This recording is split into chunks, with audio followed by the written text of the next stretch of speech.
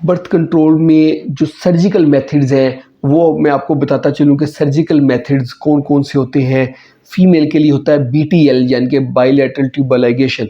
जो फीमेल है उनकी जो ट्यूब्स होती हैं, जो ओवरी से बच्चादानी की तरफ आती हैं, जो एग को लेके ओवरी से बच्चा उस ट्यूब को दोनों ट्यूब्स को बाँध देते हैं और काट देते हैं और काट के बाँध देते हैं ताकि एग मूव ना कर सके। ये एक परमानेंट तरीका होता है और इसका रिवर्स नहीं होता है। सम टाइम कुछ औरतें आती हैं, कहती हैं सर्जरी करके हम इसको खुलवाना है, सर्जरी करके खोल तो देते हैं लेकिन फिर भी सम टाइम एडिशंस होती हैं, मुश्किल होती है। और इसलिए इसको ज़हन में रखना चाहिए कि अगर जो है ना बीटीएल करवाई हुई है, ट्यूब्स लाइगेट कराई यानी कि ट्यूबों को बाँध दिया गया है, तो एक परमानेंट मेथड है।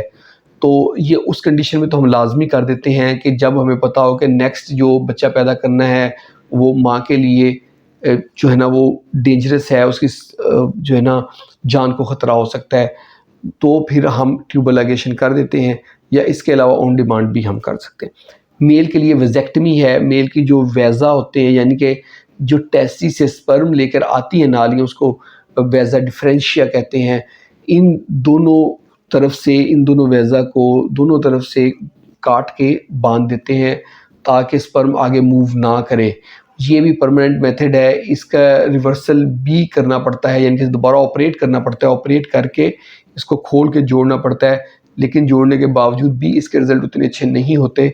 सम टाइम इसमें से स्पर्म मूव नहीं करता एडिशंस की वजह से। ये जो 2 मेथड हैं, ये सर्जिकल मेथड हैं कि जिसमें ऑपरेट करके हम करते हैं और दोनों परमानेंट मेथड हैं और इसका रिवर्सल लोग करवाते हैं और रिवर्सल सम टाइम सक्सेसफुल नहीं होता।